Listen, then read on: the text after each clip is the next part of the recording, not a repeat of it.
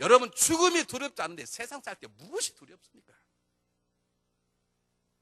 소망이란 용기를 갖게 합니다. 소망은 죽음 건너편에 영생을 소망하는 소망을 갖고 있다면 인간들이 가장 두려워할 죽음조차도 담대가 대할 수 있다 그러면 다른 것들은 문제가 되지 않는 것입니다. 나 20에 결혼하자마자 두 부부가 아프리카 가서 선교를 하다가 한 번도 고향 땅에 오지 못한 20년 만에 처음으로 안식년을 얻어서 고향 땅에 롱비치 항구에 내리게 되었습니다.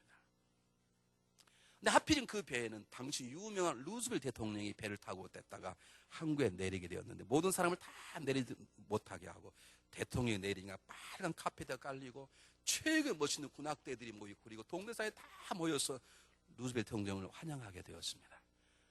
대통령 지나간 다음 20년 동안 자기의 젊음을 아프리카에 바치고 20년 만에 처음으로 안식년을 얻어온 이 선교사가 내린 데는 동네 사람도 빨간 카페트도 악당도 아무것도 없는 것입니다. 너무 섭섭해서 이 선교사가 부도 한 모퉁이 하나님께 항의했다면, 하나님, 제가 도대체 잘못한 것이 무엇입니까? 내가 하나님 위해서 20년 동안 내 젊음을 다 바쳤습니다. 20년만 돌아오면 내 고향에 아무도 없단 말입니까? 하나님께서 그에게 직접적으로 대답했답니다. 아들아, 너가 서 있는 곳은 고향이 아니라 너의 고향은 내가 있는 곳인데 너가 내 고향에 돌아오는 날 너는 빨간 카페트, 그보다 더 좋은 금은보화의 카페트와 너는 천군천사의 아름다운 음악을 듣게 될 것이니라.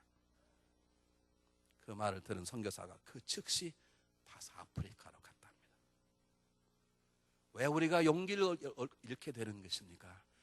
왜 우리가 조그만 삶 앞에 두려워 떨고 도망치는 것입니까?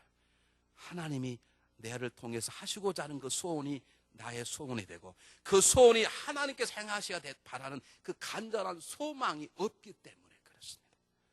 8살 남 톰도 우리가 이름 모를 선교사에게도 천국에 대한 소망을 갖게 되니까 이 땅 것들은 아무것도 아닌 거죠. 남이 욕하는 것도 문제가 안 되고 남이 안 알아줄 것도 문제가 안 되는 것이죠. 소망 갖지 않고 그저 일하니까 자기가 일한다고 생각하고 자기 일한다고 생각하니까 나 알아주면 열받고 쓰러지고 뭐하고 그러는 거죠. 우리가 하나님 우리를 구원하시고 하나님이 내 안에 그분의 손을 두시고 그분이 나를 통해서 일하신다는 걸 믿기만 하면, 그리고 그렇게 이루어지길 바라는 소망 갖기만 하면 우리 앞에 죽음도 물러가고 가난도 문제가 안 되고 질병도 문제가 안 되고 수많은 사람 핍박과 곤란도 문제가 절대로 되지 않는 것입니다.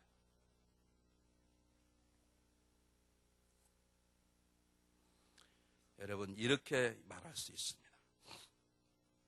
소망을 딱 붙잡고 있으면 우리를 떨게 하는 일은 하나도 없어요. 소망을 붙잡고 있으면 우리의 삶은 소망이에요. 이 말이 똑같은 말 같은데요. 소망을 붙잡고 있으면 우리의 삶은 소망적이고 소망을 놓는 그 순간에 우리의 삶은 문제가 생기는 거예요. 왜냐하면 소망은 하나님의 소원을 내 소원으로 품고 내 소원을 하나님 이루어지기를 바라는 갈망이기 때문에, 하나님은 하나님의 소원을 내 자기의 소원으로 품고 이루어지기를 소망하는 사람 속에 하나님 친히 역사하기 때문에 소망만 붙잡고 있으면 그분께서 내 삶 속에 들어와 그분의 능력으로 내 인생 속에 놀라운 역사를 행하실 것을 믿습니다. 기생남 아무것도 하지 않았습니다. 내 삶 이제는 바뀌어지게 됐다는 소망 하나만 가지고 불구를 내렸습니다. 이스라엘 백성은 아무것도 하지 않았습니다. 그냥 성만 돌기 시작했습니다. 이제는 40년 광야 생활 동안에 불평과 불만으로 죽어도 일세가 아니라 이제는 패배자, 이제는 새로운 승리자로 저 가나안 땅을 정복했다는 소망을 붙잡고 돌기만 돌았더니 예루살렘이 무너졌어요. 하나님 우리를 부르시고 우리 주신 소원이 내 소원이 되고 그 소원을 이루어지기를 갈망하는 소망을 갖기 시작하면 하나님은 우리 안에서 그분의 일을 시작하는 것입니다. 여러분, 그 소망이 있으십니까? 여러분, 그 소망이 있으십니까? 여러분의 소원 말고 하나님이 여러분을 부르시고 하나님이 여러분 통해 하시고자 하는 일들이 반드시 있으세요. 기생 라백도 있었는데 왜 우리에게 없었겠습니까? 여러분, 그 소원을 찾으세요. 그 소원을 이루어지기를 갈망하세요. 그 소망을 가지세요. 그러면 우리 가운데 놀라운 역사가 일어나기 시작하는 거예요. 두 번째입니다. 마지막입니다. 소망은 우리 앞에 가로놓인 장애물을 건너뛰게 하는 탁월한 힘이 있습니다. 그래서 소망을 가진 믿음이 역사하는 것입니다. 바닷길을 건너나는 것 두려움이 일입니다. 최고의 막강한 성을 돌림한다는 건 두려움의 일입니다. 이미 한 번쯤 와서 자기 나라 백성도 숨겨두었지 한 번 찍힌 가정인데 찍혀서 불구하고 빨가지고 내린다는 것 다시 두통날 수 위험한 길입니다. 어찌 모든 게 다 장애물일 수 있습니다. 그런데 그들은 장애물을 두려워하지 않았습니다. 왜냐하면 그들은 장애물 건너편에 있는 소망을 바라보았기 때문에. 홍해가 갈라진 다음 그 길 건너편에 하나님 원하시는 가나안 땅을 가졌다는 소망, 여리고 성벽이 무너지면 우린 승리하는 백성이 있다는 소망, 이제 내가 붉은 줄만 내리기만 나는 이제는 기생 라합이 아니라 하나님의 백성의 라합이 있다는 소망, 그 소망이 그들 앞에 놓여 있는 장애물을 극복하는 힘이 되었음을 기억하시길 바랍니다. 여러분, 우리는 바디메오를 너무나 잘 압니다.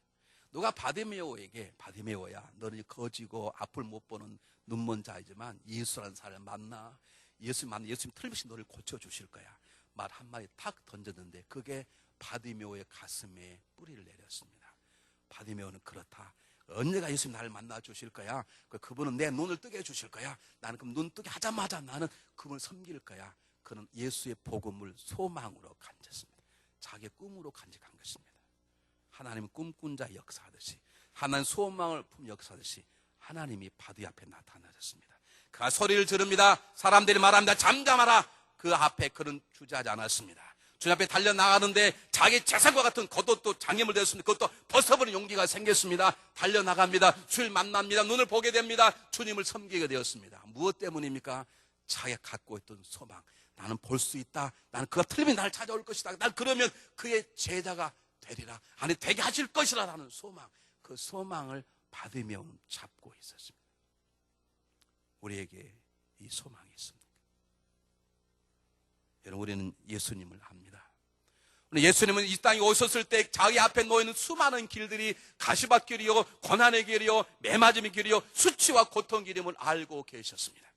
예수님 단 한 번도 주저하거나 두려워하지 않으셨습니다. 왜냐하면 예수님은 하나님의 소원을 하셨습니다.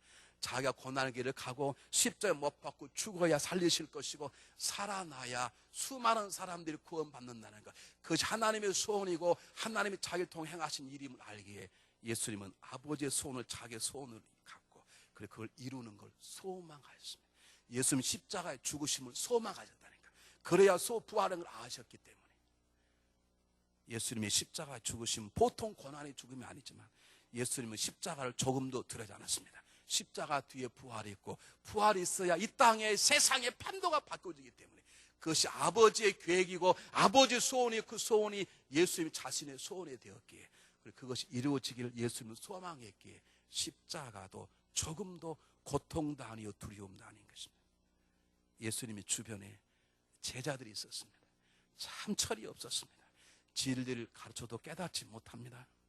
큰 소리 뻥뻥 치고 우리처럼 말했다가 약속 안 지키는 그런 사람입니다. 베드로는 뭐라고 말합니까? 절대로 그럴 수 없습니다. 제가 주님과 함께 가겠습니다. 함께는 뭘가 다 조망쳐버렸는데. 그런데 예수님은 그들을 책망하거나 나무라시거나 불평하거나 그들을 다른 사람으로 바꾸지 않으셨습니다. 왜냐하면 우리 주님은 그들에 대한 소망을 갖고 계셨기 때문에, 아버지가 택한 자고 아버지 나에게 보내준 자에게 아버지가 성령을 통해 이들을 위대한 하나님의 종으로 만드실 것이다, 그 소망을 예수님은 놓지 않았습니다. 우리의 문제가 뭔지 아십니까? 우리는 예수님과 거꾸로 삽니다. 결혼할 때 제가 물어봅니다. 두 분의 뜻이, 만남이 하나님의 뜻임을 믿습니까? 네. 그럼 두 분을 통해 하나님께서 놀라운 행복의 역사를 이루실 걸 믿습니까? 네. 하나님 당신을 짝지어주시고 아름다운 계획과 뜻이 있는 걸 아십니까? 그 하나님 뜻을 이루기 두 분 열심히 사시겠습니까? 네. 3년 만에 남편이 찾아왔습니다. 아내가 못 살겠다는 것입니다. 그 다음날 아내가 찾아왔습니다. 자기는 더 못 살겠다는 것입니다. 그래서 왜 못 살겠냐고 물었습니다. 하나님의 소망을 주셨는데 남편은 소망을 이룰 놈이 아니라는 거예요. 하나님이 소망을 주셨는데 내 여인은 소망을 깰 사람이지 이룰 사람이 아니라는 거예요. 내 남편이 철이 없고 내 아내가 철이 없고 내 자녀가 철이 없어도 하나님이 그간에 함께하는 이상 그 소망 때문에 기다리고 참아주는 거예요. 소망을 모르는 사람이야 말 한마디 하고 저 사람 이렇게 저렇다 그래 까보는 사람 우리 교도 몇 명 있지. 내 왜 그 사람 알고 가만히 저는 소망을 안 버려서 때가 되면 그 입술이 복음만 증거 입술이 되리라 소망하게 돼. 소망이 없는 사람들이 남편을 비하하고 소망이 없는 사람이 아내를 깔보고 소망이 없는 사람들이 뭐 교회가 어떤 애 누가 어떤 애 성도 그래 까부르는 거예요. 저는 완전하지 않습니다. 여러분도 완전하지 않습니다. 근데 왜 목회자가 소망을 갖고 있느냐? 하나님 여러분과 함께 하시기 때문에 그렇습니다. 하나님이 아직 포기를 잘하는데 뭘 포기하시냐고. 하나님 남편을 버리지 않으셨어요. 아직 하나님이 꿈 이루지 않았어요. 그렇기 때문에 그 소망 때문에 남편을 버리지 않는 거예요. 그 소망 때문에 아내를 버리지 않는 거예요. 그 소망 때문에 아들과 딸을 기다려주는 것이에요. 우리는 그 소망 때문에 남편을 포기하겠대.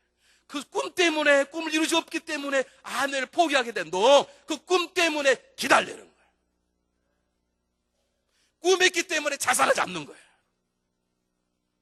우리 한국이 갖는 언어가 탁월한 언어가 있는데요. 다른 언어는 그런 거 포기하지.